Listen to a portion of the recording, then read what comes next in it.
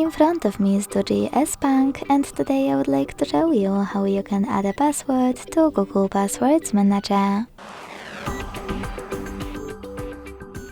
Begin by opening Settings and scrolling down to tap on Passwords and Accounts. Then hit this gear next to Google.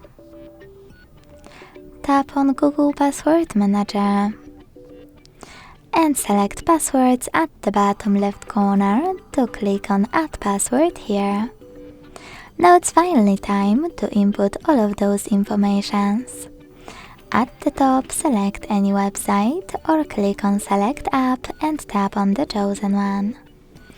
Then enter your username, email or phone number, password, and even take some helpful notes.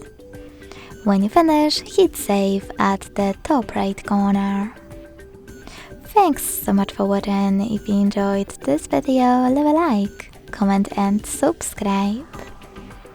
Bye!